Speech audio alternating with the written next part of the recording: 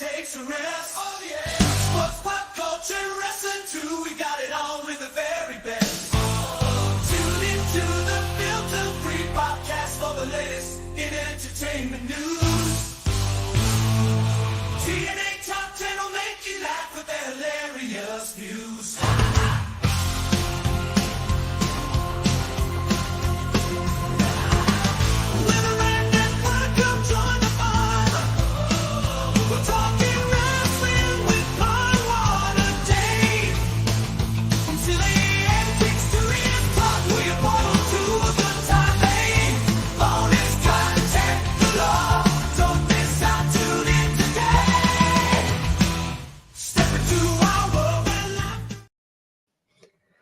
Hello and welcome to the Ram Network's presentation of SummerSlam Preview. I'm Palmwater Dave. Joined with me is the A in the TNA Top 10, Andrew. And we're also joined by the greatness that is Justin Yent, the party coordinator. Fun director. Here. It escaped me and I was like, oh crap. It says it right there on his tag, fun director. Oh, if that was too easy, that's all right, because last night I introduced Jeff Jarrett as 83 weeks. And ladies and gentlemen, as a reminder, he's an elderly, and you can get that shirt at jumpinthepod.com. Love that.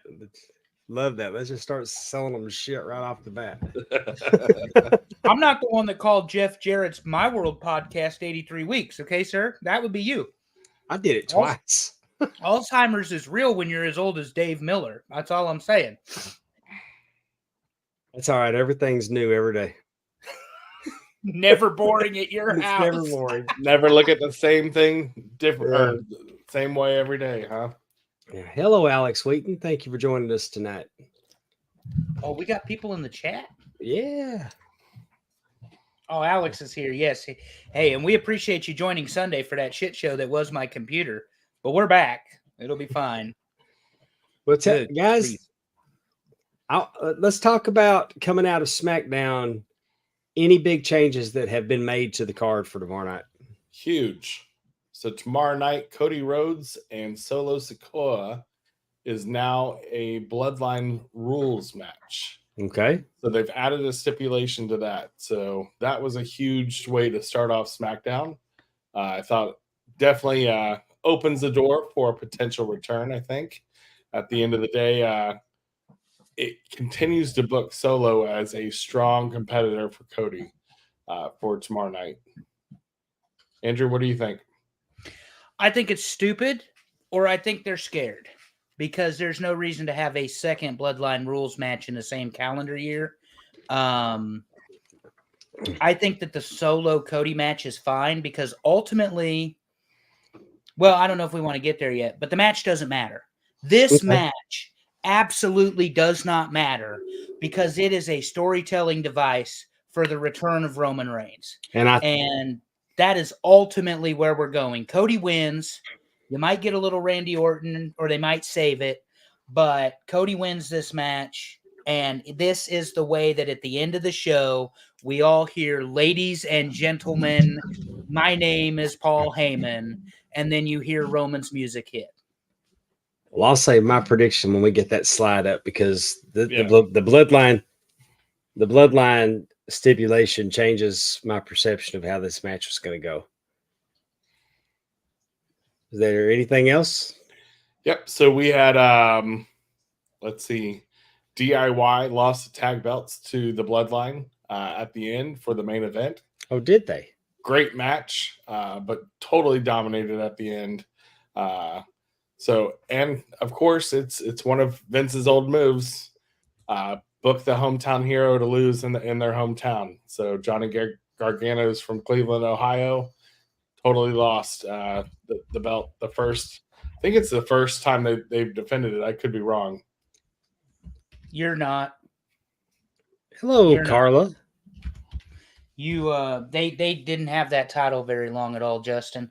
It's a little bit unfortunate that like you said, they did it, but the way they did it, if you're going to make Jacob Fatu the Samoan werewolf and you're going to make him the legit enforcer and badass of this new bloodline faction, they accomplished that here at the end of the match. They did get that part right.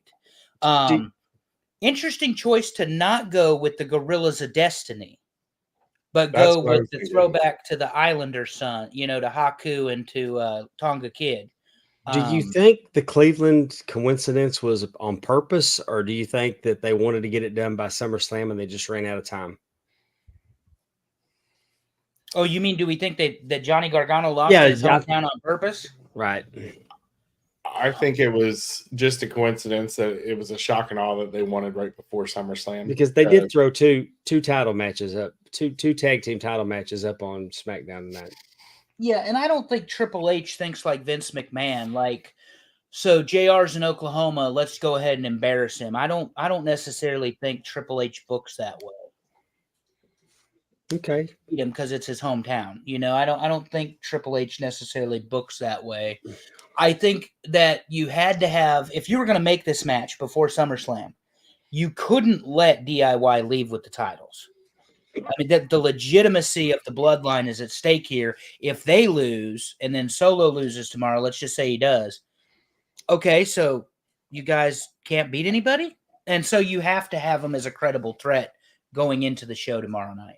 Yep. Yeah, and we're going with 7 matches tomorrow night, which is a larger card compared to the way they've been doing it. But, I mean, this is a tentpole event. It makes sense to have 7 matches. And if they would have saved this tag match for SummerSlam, then you're up to 8. And I do honestly think that there is an effort to not wear the crowd out on these PLEs. Yeah, well, Triple H was part of that 8-hour WrestleMania. Weren't you there, Dave? The 8-hour WrestleMania? I was. Or you were there. Okay. Yeah. The 8-hour the one in Dallas? Yeah, well, there was an 8-hour WrestleMania. Was it There's Dallas? Been more than or was one. It... I was worn out in Dallas for how long that thing Orlando was exhausting, I can tell you that. My point is that the crowd, you're asking a lot from your audience to continue to be invested in the matches. I was just agreeing with you that if Triple H can still give them the 20, 30-minute time and they can get their video packages and their cool entrances and all that stuff in, but you can send the crowd home in 4 hours. Yeah. That was always the advantage AEW had in terms of their pay-per-views was pacing. And then they got into this 5 and 5.5 hour thing they're doing. We can get the hell away from that as quickly as possible, for any wrestling pay-per-view. Man, yeah. It's just that I did a watch along for AEW a couple of pay-per-views ago. And the match I wanted to see more than anything was Swerve's. And I slept through it. No, I'm literally on camera like this. It wasn't because I was uninterested. I couldn't. There's a certain point. Either they need to start the pay-per-views a little bit earlier if they're going to have them that long. But I think, Dave, you and I have talked in the past pre-shows about how Triple H is going back to his format that he did with NXT takeovers. Yes. The thing I'm noticing is with the Big Four, or now the Big Five with Money in the Bank, is he is extending those matches to where you're getting at least 7 matches on the card. So I think that's good. And starting next year, the SummerSlam will go to 2 nights. Yeah, I think there's benefits to that too, right? Especially with as many people that they have on the card and the talent that they just have continuously evolving between the 3 rosters. Oh, sorry, Justin. Let's face it. It's not a risk to go 2 nights right now, the way that WWE is projecting, because they're going to sell the arena out twice. It isn't a financially silly move or naive move for them to book the arena back-to-back nights, because they'll sell it out. And then you got SmackDown and Raw. You got anchored both sides. You got so. Yep. I mean, you're there Friday, you're there Saturday, you've done it again Sunday, and then you're about Monday and Raw. Think about how little of the setup they have to do for 4 days. I think that's a blessing to the crew and the talent, right? Not having to travel for 4 full days, right? So yes. And one thing to mention, just because we're talking PLEs, and I don't know if it fits here or it doesn't, but or not Toronto. Shoot, Survivor Series, Victoria, British Columbia. British Columbia. Excuse me. Thank you, Vancouver. Another foreign market this year. True worldwide entity. So, Well, I mean, I've said it 100 times. WWE is a worldwide billion-dollar company, multinational company, owned by a larger billion-dollar multinational company. So they're going to go all over the place. And if they're going to these markets that are starved for professional wrestling, they're going to sell them out. The crowds are going to be hot. It's going to be ridiculous. And thank you, Justin. I'm sorry, Vancouver. All my point is they've made the announcement for Survivor Series, and unless we're all getting passports, there's no, the fun director knows, to have the sweet life. So I can tell you it will not be Sweet Life Survivor Series. We may have Sweet Life Royal Rumble coming up in Indiana or Indianapolis. But at the end of the day, I think the one thing I enjoy about those PLEs outside of the United States is it gives you a true destination experience if you are a wrestling fan and want to travel for that, Yes. it's not cheap. I will tell you that. But at the same point, there's a lot to do as a wrestling fan with other like-minded individuals at the same time. So I think it's pretty interesting. I used to travel with the WWE and at their events, and ultimately you get to know people, right? And so ultimately it's a good experience. So definitely suggest trying it, even if it's outside the United States. Well, and when you look just at their track record before we jump into the show, Puerto Rico, sellout. France, sellout. Scotland twice, sold out. They will sell out Berlin, later this year.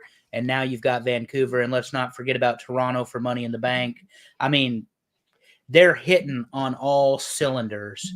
And I think that they have found the formula, because that reportedly Backlash event in France, largest gate in an arena show in WWE history, but they only had 15,000 people there, less than 15,000 people there.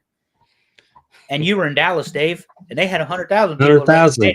And I know it's not an arena, that's a stadium. I Right. mean, I know we're split, but you talk about just the gross revenue that company can do. And to your points, both of you, if you're parking your talent there for 4 consecutive days at whatever city it is, you're eliminating a lot of costs from flights, travel, trucks, whatever.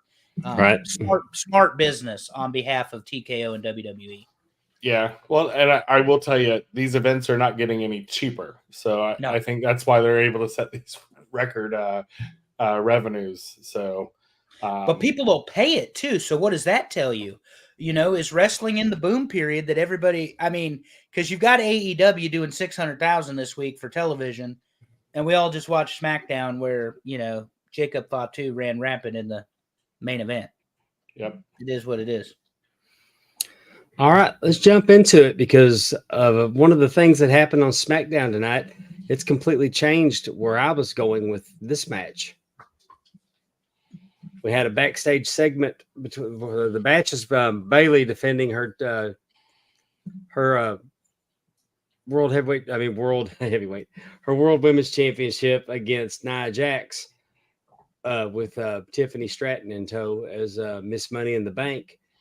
I genuinely thought it was Nia's time, but with her presenting Tiffany with a brand new Money in the Bank briefcase because Bayley destroyed the other one, and it's all decked out with stones and it looks like a high fashion bag now. The briefcase has been decked out that way. I think there's going to be some more mileage on Miss Money in the Bank, and I think Bayley retains. So I am a huge Nia fan, and I see it the other way. I see the belt changing hands tomorrow night. I don't think Bayley has been a strong champion, and I think the face chasing the monster heel, with that added benefit of that heel also has a friend in tow that could cash in at any time, add some intrigue. Totally. If you think back about the Alexa Bliss with the contract, right? I think Nia's also gotten smarter about who she trusts with that.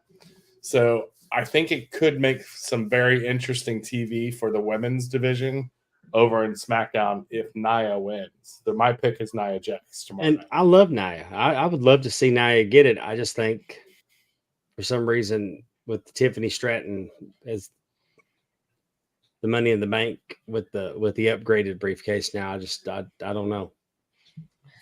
My thought is this: they have not invested near the time or effort or energy in this story that they've invested in the Raw Women's Title story. And obviously, they've had some help, to the history with the Judgment Day. When Rhea joins the Judgment Day, she turned on, Liv. But this story, they tried to make allusions back to the past, but I think this is almost a secondary story, is what they have going on. I'm going to say that I agree with Justin. Bayley, unfortunately, as good as she is, has not been a great champion this run. I think they brought Nia Jax back for a specific reason, and I'm old school enough to believe that the heel is a heel being chased is always better business than the babyface defending.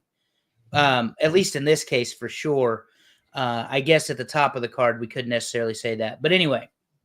This case for sure. I like Nia as the champ. I also agree with you, Dave. I don't think you see Tiffy time tomorrow. I don't, because that's a marketing thing as much as it is anything for those briefcases. If they're going to make some toys and stuff, and unless it's just a swerve, bro. Well, it's just she's left Bayley laying so much in this.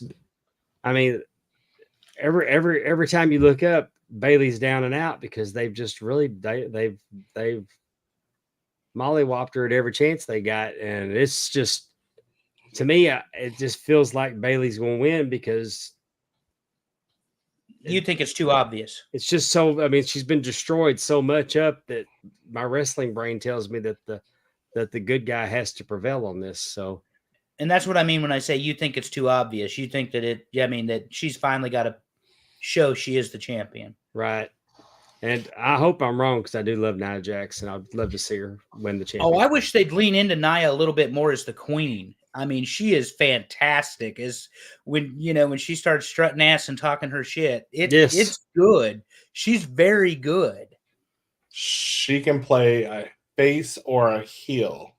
She just has that charisma and personality, and that is Nia. Like, literally, she's just taking her personality to the next level. Now, I will ask Dave, and I know this is kind of fantasy booking right now, right? So Bayley keeps the title. Where does she go in the next round? I mean, how do you book that story with keeping Tiffy still in the chase, but not really going after the belt right now? I'm not sure that you pivot away. I'm not sure that you pivot away from Nia. Maybe you book it in a way that Nia gets a return match at Survivor Series. Okay. Or whatever. Well, and don't forget, you got Berlin and then Bad Blood before Survivor Series, so there's 2 more PLE opportunities as well. Yeah, I mean, it doesn't necessarily have to be. It doesn't have to be conclusive. No. I mean, it could maybe all hell breaks loose and somebody comes in for Bayley and it all breaks down and the whole match is thrown out. Yeah. Well, and the easy thing would be for Bayley beat Nia in a slugfest. She's got no energy. Here comes Tiffy. Briefcase, cash in, moonsault, ball game. But is Tiffany Stratton ready to carry that world title? Yeah. I think that's just too much for her strutting ass with that briefcase. And she's the right type of character to have that briefcase. And there's no way they're not going to sell replicas of that briefcase. Oh, that is every girl's Barbie fantasy for when it comes to wrestling, right? Yeah. Tiffy time is the Barbie of wrestling. So I totally can see it. It's a cash cow right now for WWE. All right. Moving right along. The WWE Women's Champion, Liv Morgan. Here comes mommy wanting her belt back. Andrew, lead us on this one. What do you see happening? Well, that belt belongs to Mommy, and she was on the hottest run of her career. But Dominic Mysterio costs Mommy the title tomorrow. He's playing along that he's okay with her, but you cannot verbally castrate a Latino man on national television and get away with it. And he's going to repay the favor tomorrow night. Liv Morgan retains. Dominic costs Mommy the women's world title, the Raw women's world title. Justin? So I see it happening with another member of the Judgment Day causing an interruption. And I think that's Mr. Finn Balor. And I think it's his time to break away from the Judgment Day. I don't think it's done anything for him as a character. I think helping Liv win and been behind it all along. Especially we saw the slide of the card with the hotel key and everything else. So to me, I see Liv retaining with help from Finn Balor. All right. And I agree with Andrew 100% that it's Dom's going to turn on Mommy. That whole making Liv cry was a show. I think that it's going to be Dom's going to turn on Mommy. Mommy's going to be a red hot baby face coming out of this. Liv's still going to be the champion, and the chase will be on. And when they build and they hit the crescendo and Mommy finally hits the finish and gets the 3 count for what's her title, the roof is going to go off the place, whether it's in Berlin or Atlanta or Vancouver, wherever Kmart. they do it. Yep. Yeah, wherever they do it, she's going to, the place is going to go bananas. And Rhea Ripley, let's make no mistake about it, guys. You can put her in the heel Judgment Day if you want. She's not a heel. Mm-mm. She transcends character wrestling in the WWE. And I said this on Medusa's show, so I don't want to get too long-winded, repeat myself. We always say women's wrestling, men's wrestling. Best women wrestler in the world, best male wrestler in the world.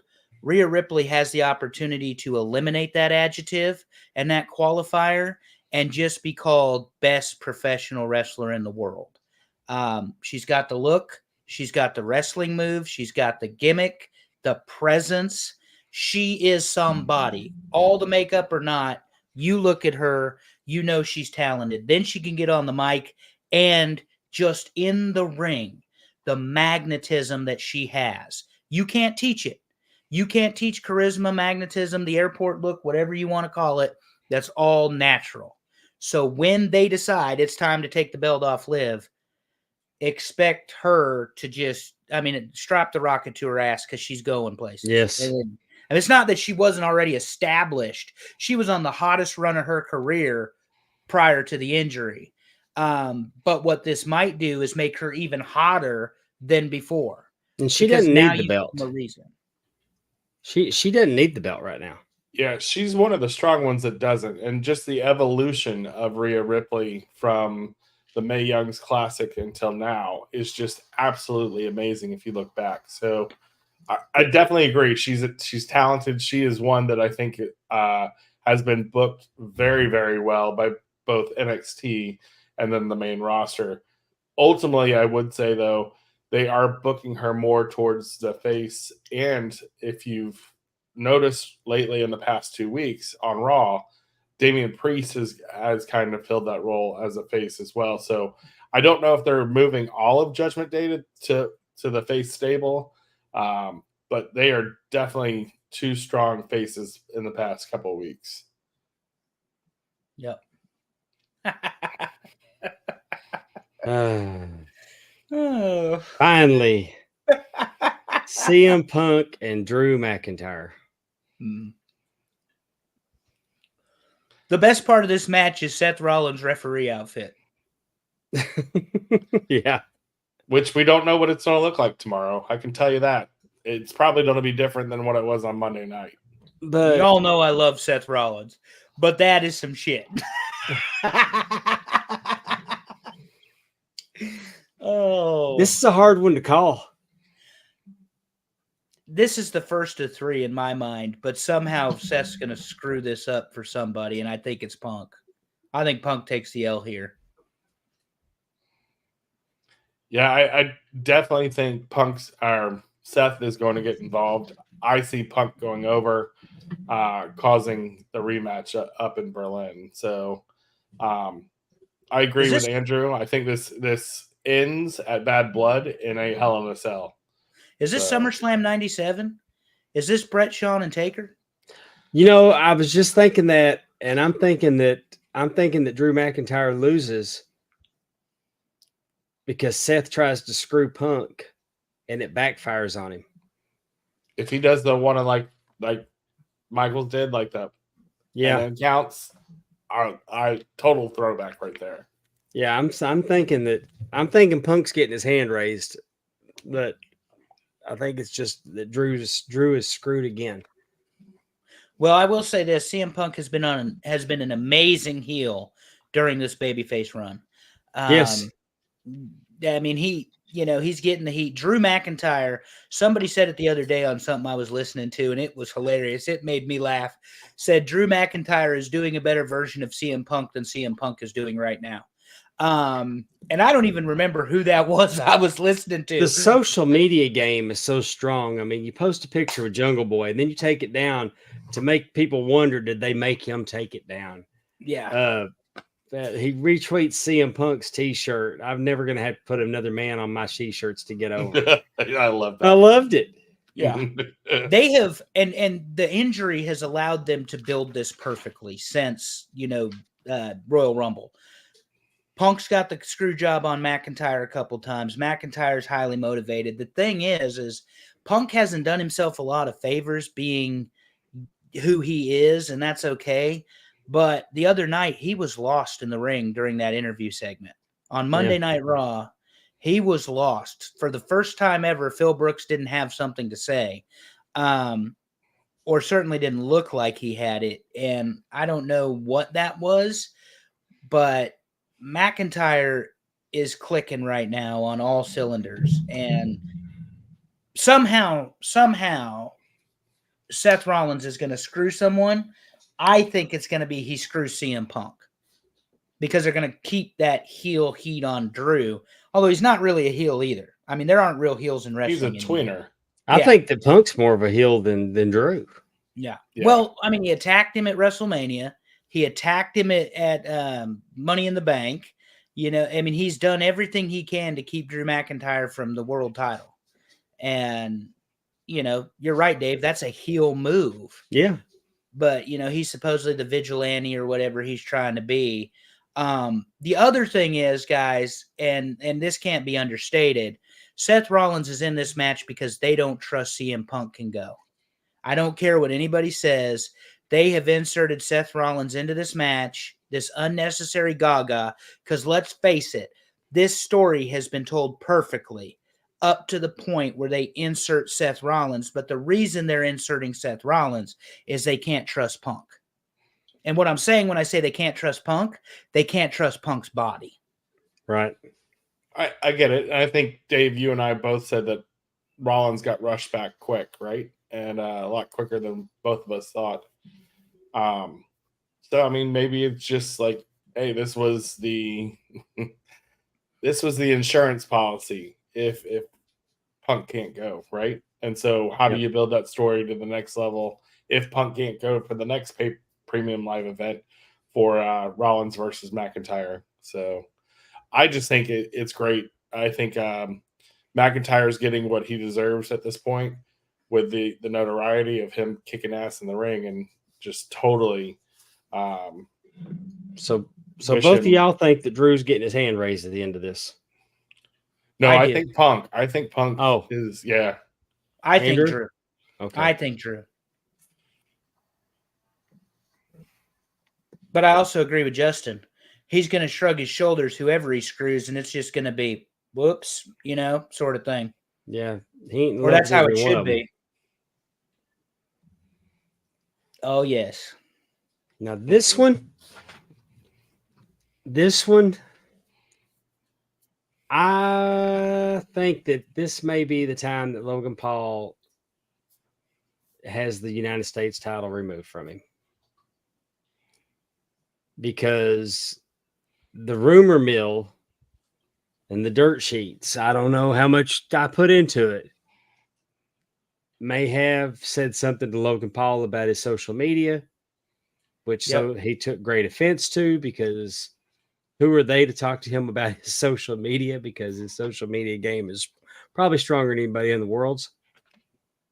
And I don't think I think for that reason, if he was going to retain, I don't think he is now, and I do think the LA Knight's going to become your new United States champion. And they got to do something. I mean, it's shit or get off the pot with LA Knight.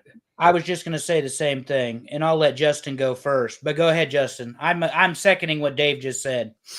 Yeah, Dave, I couldn't agree with you more. Ultimately, I don't care if it's a social media thing. I think it's LA Knight's time, and I think basically keeping the belt on Logan Paul right now, just not a good thing.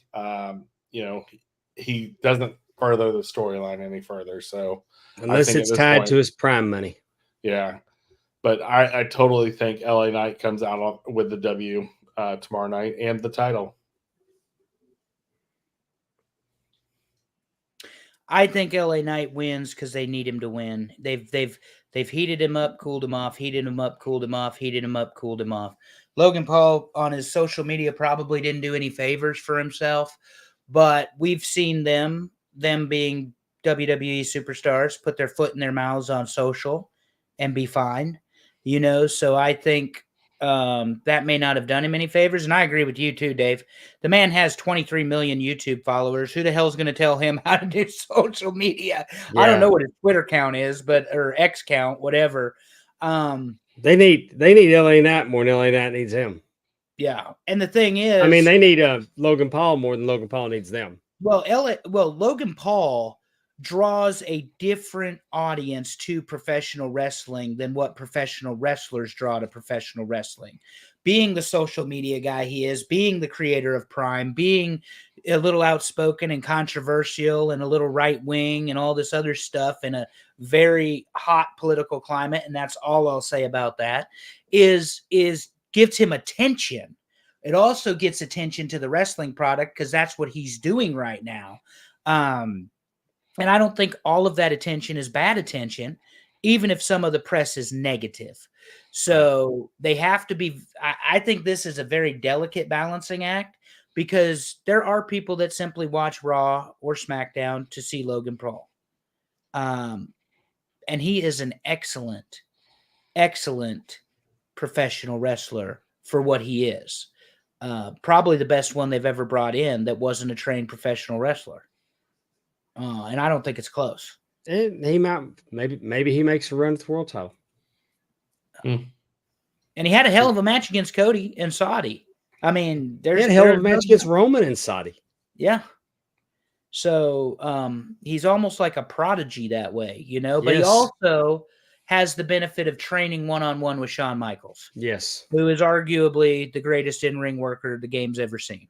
I see Shawn in him when he works. Yeah. The selling, times. The moves. I mean, he's a tremendous athlete. Sami Zayn and Braun Breaker. Sorry, Sammy. I'm picking against you again. Yeah, I think this time they can't do it to Braun twice. I mean, they did it. We done it once. We can't do it to him twice. Pondwater, if we go 0-3 with picking against Sammy and losing, I just don't know if we need to host a preview show every month. I think the disclaimer for these is that WWE is so good now that you can't you can't predict it anymore. I was 100% convinced the run he was on and the lightning he had in a bottle, and it's don't get me wrong, it's not like he's fallen off. I was 100% convinced Braun Breaker was leaving with that Intercontinental title last PLE. I was. We were too. Nobody more shocked than I was. That Sami Zayn was taking the L and he was taking it in Toronto at Money in the Bank. Well, I'm going to go ahead and say I'm 100% convinced that Braun Breaker is winning tomorrow and he's taking the title from Sami Zayn here in Cleveland. This will be an excellent match. This match right here will be fantastic. And Sammy will do everything he can to make Braun the legitimate champion. But I think Braun Breaker wins this match tomorrow night. The only way Sammy keeps his belt is if Braun destroys him so bad and gets himself disqualified. I thought it was either that or Steiner Math gets involved and the ref forgets how to count. So ultimately, at the end of the day, my pick is Braun Breaker on this one. So shout out to Ben Jones from Australia joining us. Thank you, Ben. Glad to have you with us. It's early morning there, isn't it? Like really early. Yeah, it's. I don't know how many hours. Yeah. Ben will tell us. All right. This is the one I've been looking for. This is the one I'm excited about. So I think Justin, you're up, buddy. I'm not going first on this one. no, I think Dave was trying to finish his thought, but I'll go ahead. I'll go. Go ahead, Justin. I think Gunther takes it. I think it'd be stupid not to put the belt on Gunther. I think ultimately I'd love to see Imperium come back and help him rid the Judgment Day. But I think we are on the new Gunther era of making sure that he's a monster heel. And I think he will do great in pushing that. So my pick is Gunther. Or Gunther. I second that emotion. I think Gunther 100%. I think that your theory about Finn Balor really applies to this match. I don't think Gunther needs the distraction, but I think that they're going to use it. I think they're going to use it to advance the fallout of the Judgment Day. But Gunther winning this, I mean, he's going to win it. There's no doubt in my mind that Gunther's our new world heavyweight champion after tomorrow night. And what you said earlier about Finn interfering, I don't think it's going to be with Rhea. I think it's going to be with Priest. And I think it's not even going to be so much of an interference as a distraction. It's going to be Priest reiterating, I told you I don't need any help. Mm-hmm. Yeah, he's really asserted the fact that he doesn't need the Judgment Day. The Judgment Day needs him, right? Yes. And so that would further that storyline there. So and I think it's quite interesting. And I think the Judgment Day continues after this. I just think it continues with Finn and Dom and JD and Liv. Mm-hmm. And is Carlito still hanging around? Yeah. Because so I think Mommy and Priest are on the outside looking in. I agree with that. I think Gunther, whatever, taking this championship is an inevitability. They put the King of the Ring on him in Saudi. We didn't see him really at Money in the Bank. They've done a slow build to this. It is, without question, going to be a pinnacle, Alex Wheaton. Yes, they need to, because we protect our truth at all costs. Alex, he never left the Judgment Day. He's an OG member. OG. But it is an inevitability that Gunther leaves with this title. You don't spend the promos in the empty arenas, making it personal on Monday. The fact that he certainly is the ring general, the way he beat the brakes off Finn Balor Monday night in that match. Gunther is ready. He's got himself in peak physical condition. This is the Workers' Championship belt, and he is a worker. So Damian Priest's run has been hit and miss. I wish it had been hotter because it would make that much better for Gunther. But at the end of the day, it's all about the ring general. And my thought is Priest loses, Gunther wins because Balor gets run out. Rematch at Berlin because you do not want Gunther to go into Berlin as a babyface because that's how they'll treat him. So you don't need the victory in Berlin. He doesn't need the hometown win. I agree with Robert Karpelis on this. So you have Balor turn on him in Berlin and build to Bad Blood. That would be my thought process. Slow it down just a little bit. But bottom line is SummerSlam is for the ring general. And he's leaving the mistake on the lake with the world title tomorrow. There we go. Mistake on the lake. I love it. So I guess I ask this: does he go at it solo, or do we see the return of Vinci and Kaiser tomorrow night? Gunther does it on his own. He's on his own. And I think that's the stronger build, right? This is an ass kicker, not chicken shit heel. If you all of a sudden have to have somebody help him, you lose the allure of Gunther, the ring general. The ring general does not need anybody else's help. He helps them. So from my standpoint, he does this solo. I agree. Or at least that's the best way for him to do it. Oh, and look, speaking of solo, you paired that up nicely, Dave. Yeah, Solo over here looking like one of the new kids on the block. Do not insult Allison's band. She'll come at you for that. Does he got the right stuff? Solo over here looking tomorrow. like he's out on tour with NSYNC. How about that? That's my band. What the hell did I do to you? Against Cody Rhodes over here looking like a Bond villain.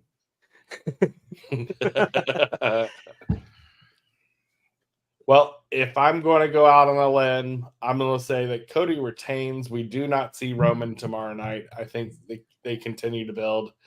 I think we see a new member of the bloodline appear tomorrow night, but Cody retains is my prediction. Andrew? Cody retains. Solo loses. We may see Ming's other child debut for the bloodline tomorrow night. You definitely... I would think it would be a mistake to not get Roman Reigns on the show. Here's why. For weeks now, Solo has been saying if Roman doesn't like it, he needs to come do something about it.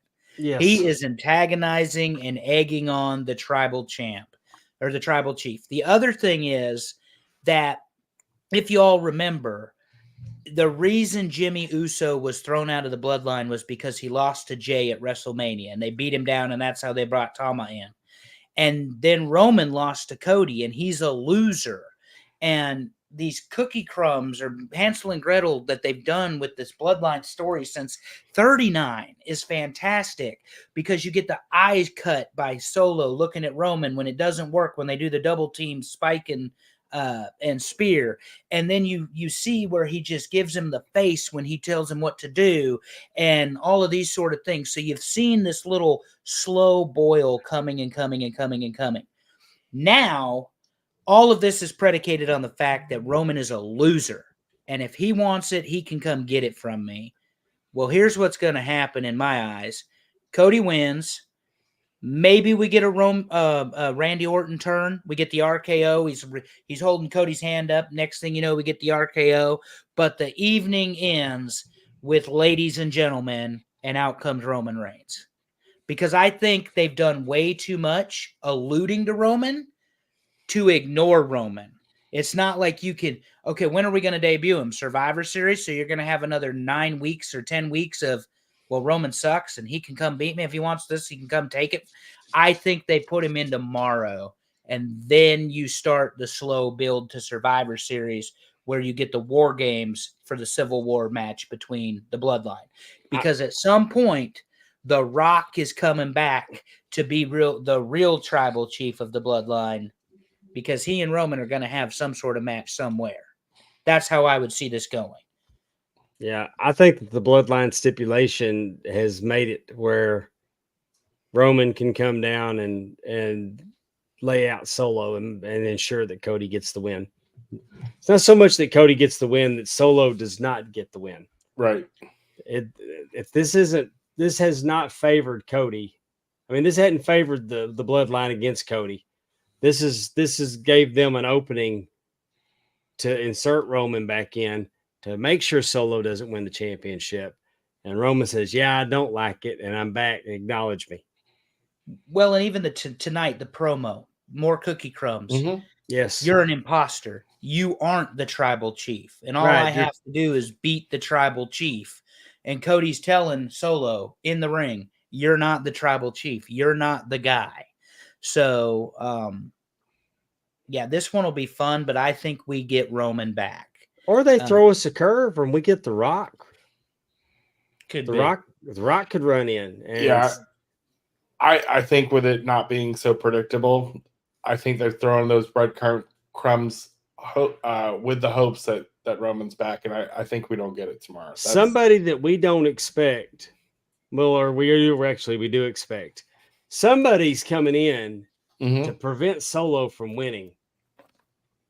And that's what this whole bloodline stipulation added tonight was. Because then Cody makes that cover and gets that 3 count, and it's not a disqualification. Yep. Both of you, Alex Wheaton asked a great question. If Roman comes back tomorrow before Jimmy, where does that leave Jimmy in the bloodline story? He might bring Jimmy in tow with him. Yeah, one of the things Karpala said on Rumor and Innuendo is he, the way he would book it is a hooded man prevents Solo from winning. The hooded man becomes Jimmy. Jimmy goes to the top of the ramp, and you hear Heyman say, make the announcement. All of a sudden, Roman's music hits, and the 3 of them put the ones up in the air at the end of the show, while Cody, wins because of the interference. But that was before the bloodline rules. Karpalis used to work for WWE. He's on ad-free shows, Rumor and Innuendo. So I enjoy listening to what he has to say. I don't think you necessarily need Jimmy back right now, though, because Jimmy and Jay have to come back together. Well, along your lines of thinking of a hooded figure being Jimmy, I think that you'd get 2 of them hooded, and it would be Jimmy and Jay, because I think Roman takes out Solo by himself, and that's cool. But your idea of 2 of them taking out Solo makes sense. And then at the top of the ramp with ladies and gentlemen, and then he's out there, tribal chief's back, the hoods come off. It's a tribal chief and it's Usos, and it's the original bloodline against Bloodline 2.0. All I can say is this is going to be a hell of a premium live event. I mean, none of us can predict what's going to happen tomorrow. No, so. I mean, we're sitting here booking this thing 6.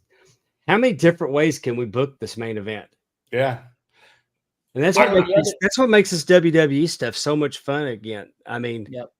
I totally feel like we're back in the Attitude Era where you wanted to say, hey, this is how I'd book it, right? And kind of see if it's going to swerve or be in line with how they happen. So I totally am just excited for tomorrow night. And I think we have all agreed that they are just banging out premium live events one after another with bangers. So, well, and I'll stipulate this, guys. I mean, predictions aside, however any of these matches go, you're going to be hard pressed to disappoint me as a wrestling fan, because they've done a good enough job building these. Now, the one exception to that I guess 2 of the 7 exceptions would be Gunther and Priest. I think it's Gunther's time. I think as I call it, an inevitability. This is, this is Drago in Rocky 4 versus Apollo Creed. This isn't versus Rocky. This is versus Apollo Creed. This is an inevitability.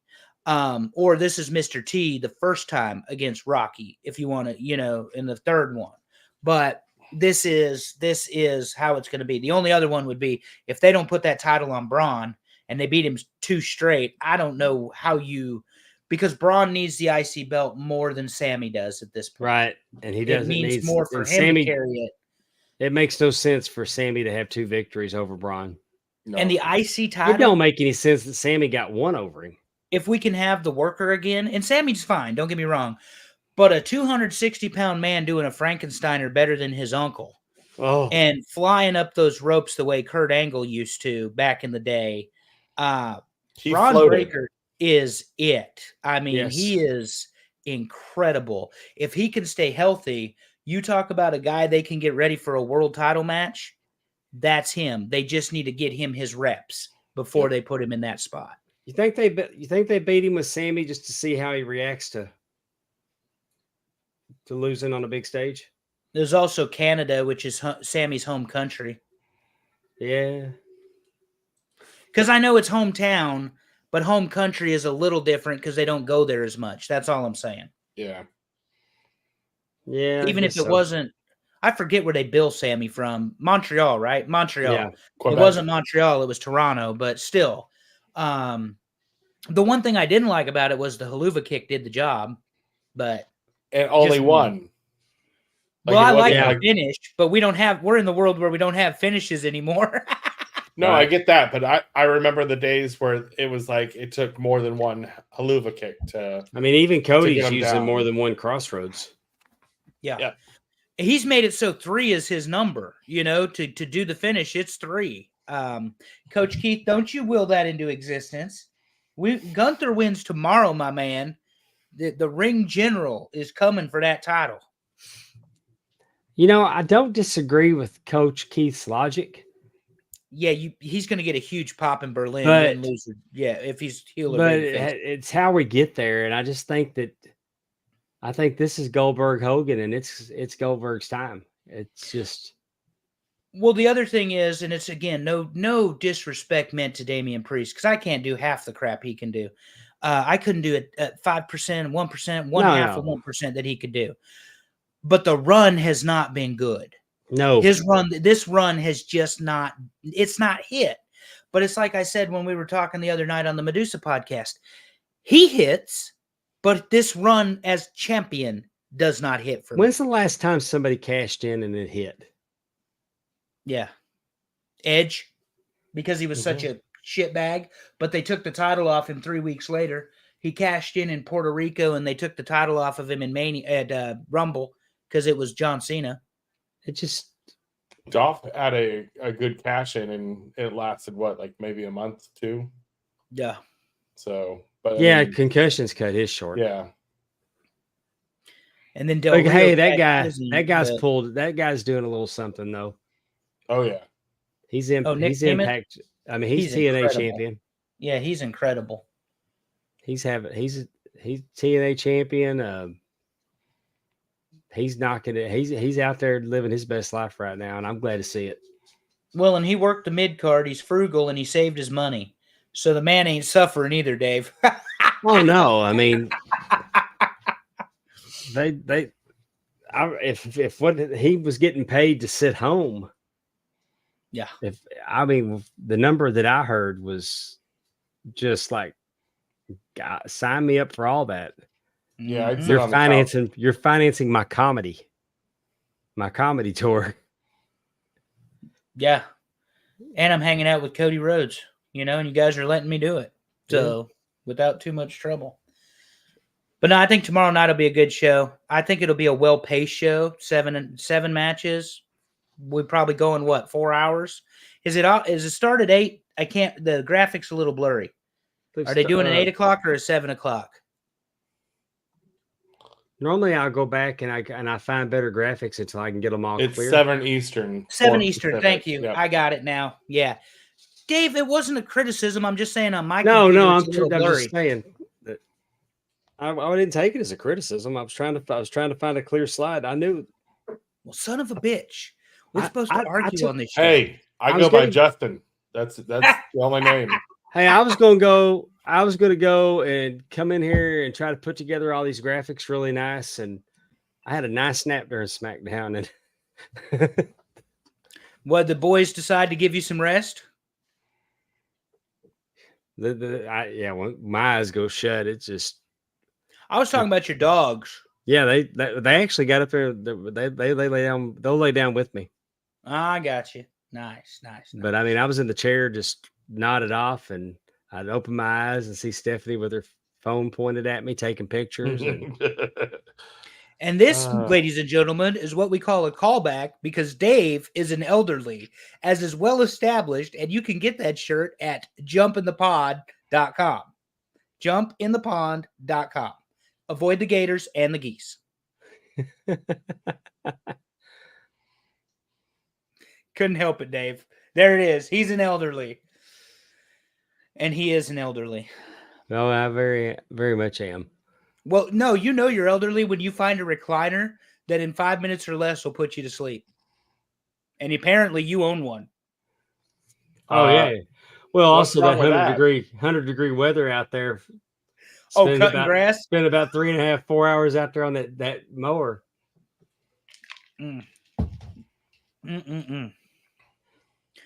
All right, everybody. But yeah, none of that had anything to do with SummerSlam. Thanks, guys. Join us tomorrow night, immediately following SummerSlam, and the Ram Network will be back with the post game show. We'll have our reactions. We only disagreed on 2 matches, and I'm the one that did. I mean, y'all were united against me on those 2. So, well, it's very rare that I agree with Andrew, but every once in a while. It happens. I will say the cool thing about tomorrow night, we may actually have a live on the scene correspondent for our after show. So TJ is on location in Cleveland. He was on Smackdown tonight and will be at SummerSlam tomorrow. So be nice. Cool. And, thank y'all for joining us late on a Friday night. We've enjoyed doing this for you. We do it and we put it everywhere. Just so we had the opportunity to tell you about our Patreon of the Ram Network. Ram stands for Wrestling and More. For $10 a month, we have all this bonus content. World-class flashback, Hard Times and Beyond, covering the Crockett's. We have WWE WWF eras. Yeah, Generations. Mm-hmm. Yeah, Generations. Yep. The Belt Pope. That's one of my favorites. Got to drop another episode of the Belt Pope soon. Quit covering ugly ass belts, and I might watch the whole episode. See, there we go. There's times I don't agree with Andrew. So there's a show called "Just Put It in Your Mouth," and I know that eventually we're going to get another episode of that. Eventually, blame Allison. I was there. We cover. We'll have a guest. Terry Weaver will bring in a guest co-host, and they'll talk about an event in wrestling history where they were there. All this, just bonus content galore over at the Ram Network, patreon.com/Ram Network. $10 a month, and we're cranking out that content, trying to entertain you, and we appreciate if you go over there and give us a try. We think that you'll like what we got going on over on the Ram Network. And a lot's more coming. So definitely. Oh yeah, I'll go ahead and say it. We have access to the Portland Library, the Portland Wrestling Library. Nobody's done that. Nope. Nobody else has done that. USWA show just started too. Yes. So CWA Memphis. CWA. We just dropped the first episode, and it was the Hector Guerrero show. And if you love Eddie Guerrero, you owe it to yourself to go watch this, because Hector Guerrero was Eddie before Eddie. Hector Guerrero was just on fire that whole episode. He plays a prank on Lance Russell. I loved it. And for no other reason, there's a commercial on there for a poster for Jeff Jarrett. Here he goes. And what did I do? It is so cringe that this poster is now like a Grail item that I'm searching for. I don't know. I want to watch this commercial of Jeff just to see if it makes him uncomfortable watching it. Do you know you can actually click on, like, if you got the picture, Dave, and drag it to Google, it'll search the internet to see if that's for sale on the circle. I think it's Google Circle or something. I will Google the internet, because it's not on eBay. You have given him ideas of things to do now, Justin. Good Lord. Always like to support. It is So- not on eBay though. I've already looked. And Dave isn't going to tolerate one that's folded and wrinkled. That Oh. thing's going to have to be nice, no creases. No, dude. It was all I could do last night not to say anything to Jeff about it because I don't like to You're a poke. professional. I don't like to totally poke the would've said bear. something. I don't like to poke the bear because we started off a little rocky, and little Jimmy Sorensen went and found a tweet from 2021 where Conrad and Tony were talking about it and retweeted it and tagged me, and I'm like, man, I'm trying to make that die. I took a picture with oh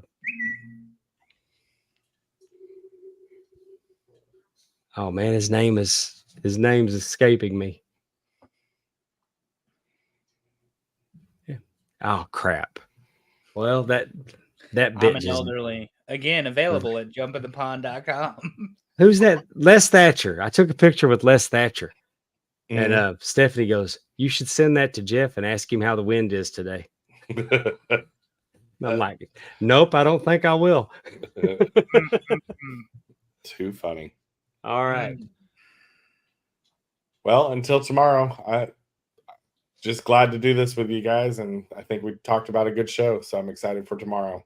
Come back with you'll- us tomorrow night after it's all over with. Yeah, it's For the going to fun be awesome. director, Justin Yent. For Andrew Hermes, I'm Palm Water Dave. We'll see you next time here on the Ram Network.